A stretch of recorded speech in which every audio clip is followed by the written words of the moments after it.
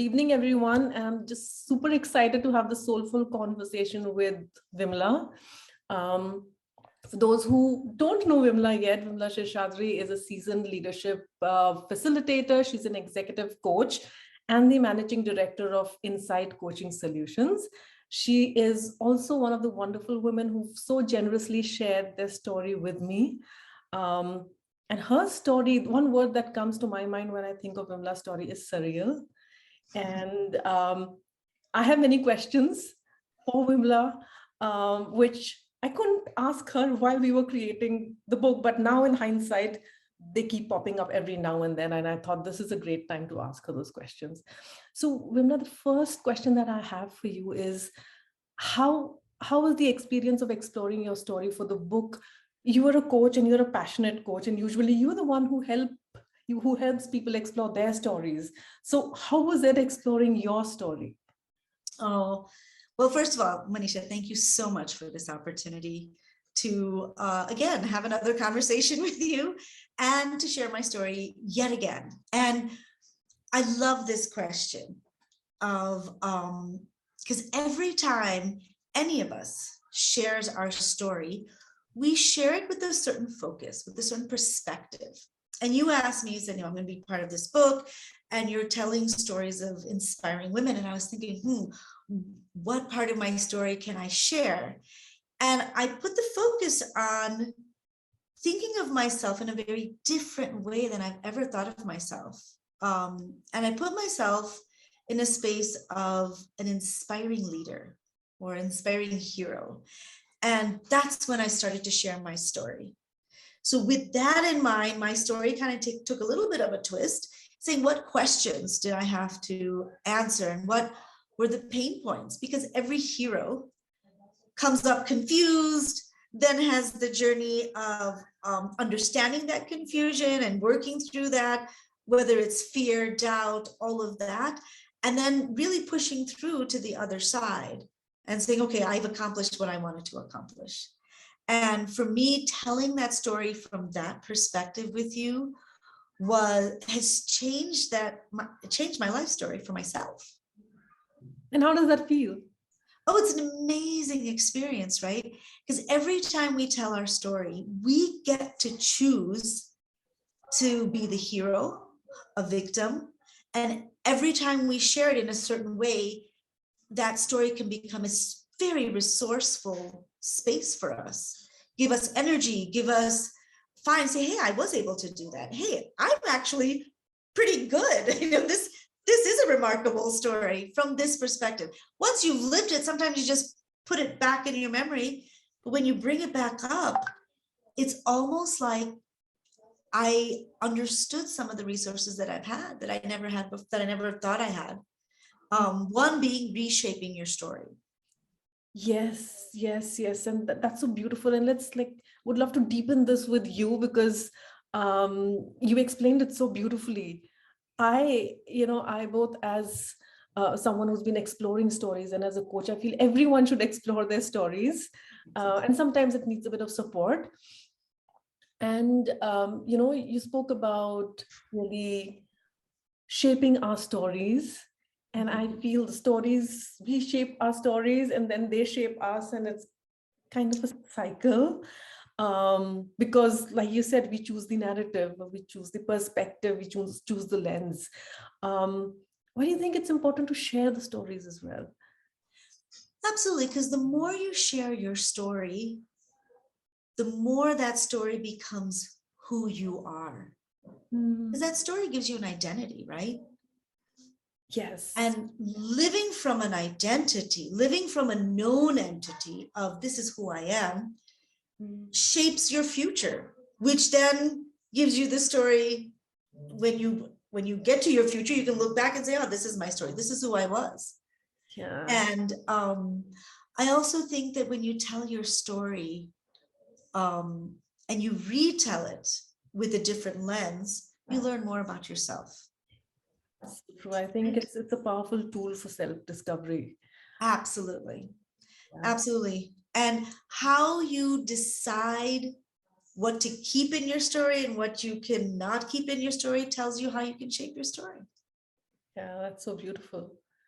Thank you, Vimala, for sharing that. Absolutely. You know, one thing that really stood out for me when I was working with you on your story was your unique approach to living a life of surrender. Hmm. And would love to hear from you, what does living a life of surrender mean? So there's two things. I didn't set out to live a life of surrender. It was not something that I thought, when I was a little girl, oh, I'm going to have this life of surrender. So it unfolded for me. And I think that I was able, at one point in my life, and I was in a career transition. And in that transition, I started questioning, what's the purpose of life? Mhm. And the deepest question that I got, and in the story it unfolds a lot more than here, is what if at the end of my life I didn't do what I was supposed to do when I was here? What if I missed that mark? And that to me was horrifying. And so what I asked myself is, did I really surrender, or did I follow something that I needed to fulfill? I needed to know that my life has meaning at the end of my life, that I did everything that I was put on the planet to do. And I needed that to start right away. So was it so much that I surrendered, because leaving family, leaving home, leaving everything that I knew, coming to a country where I didn't know anything really, was that the surrender, or was a surrender, would a larger surrender have been, I don't even follow that. I'll say, you know what, it's okay. I'll get to the end of my life and then I'll figure it out. That to me would have been a horrific surrender. So when we say surrender, it's your perspective again on what is surrender. I look at my life not so much from a space of surrender. I look at my life of living a life of playing the music inside of me. One of the great philosophers, Wayne Dyer, always said, there's music inside all of us. And when we live with that music muted, or we live a life of someone else's music, that can be devastating. But if we find that music within us and we live a life that is aligned to that music, that is not surrender to me. So I could see from people's perspective, like, oh, you gave this up, you gave up a job, you gave up, stacks of money, you gave up freedom in a way, and you came here and you lived this life of many times poverty, many times a life of constraint in a way. But when your choice, when you make up your mind and your purpose is to live a life aligned with that music, there's no surrender then. Does that make sense? Yeah. Yeah. Thank you. Thank you for sharing. Absolutely. Yeah. And I think when I was speaking to you, that message of there's always going to be a surrender. There's always going to be a giving up of something. We say in the Hindu scriptures, we say Saranagati, which is complete abandonment to something that is higher. That surrender, that type of, I leave it at the feet of that which is, absolutely omnipresent. That surrender allows you to live a life filled with adventure, passion, love, pain, and sorrow and suffering. But at the end of it, it leaves that full life. And that surrender is a very different surrender. And that, there's not, surrender doesn't even capture that saranagati, which is just complete abandonment to something that is higher. And see, the universe knows more. Whatever the universe wants, I will do. And there's so many books on this. There's so many things that's inspired people to do this. And I think telling your story inspires people to do that, to lead a life of complete saying, whatever's needed, I'll do. And you did that. Yeah, I was fortunate enough that it fell into my lap. It really did, yeah. Yeah, thank you. Thank you for sharing. And so in a few weeks from now, Vimla, people will be reading your story. Yes. And what's your message to them? What would you want them to know before they read the story? Okay, I think one of the things that came up in the story is following what it is that you really want to do. Finding that, it took a lot of pain and suffering to find what I wanted to do. Once I knew what I wanted to do, once I had that, just taking small steps towards it. I think we talk about, the tiny steps that we can take. And it may not seem a lot at that time, but when you look back, you're thinking, God, that was a huge step for me. But in the moment, it may seem like a really small step, making a decision. But first step is to just sit with yourself and say, what is it that I'm here to do? What's the music that I want to play for everyone in my life?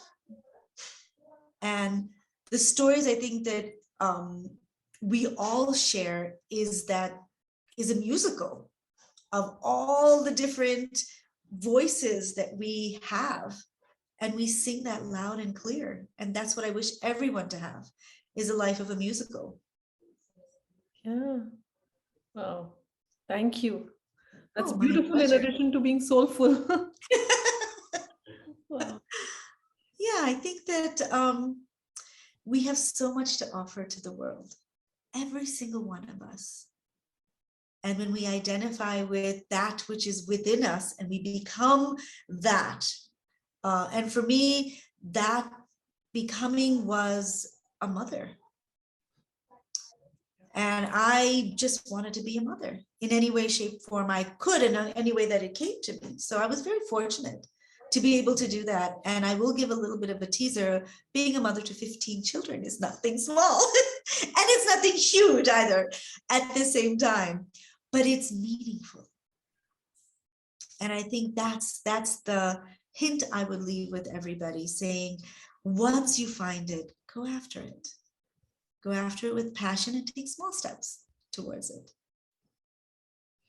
Thank you so much, Vimla, for these insights, and I think making this conversation so magical, just like your journey. Thank you so much.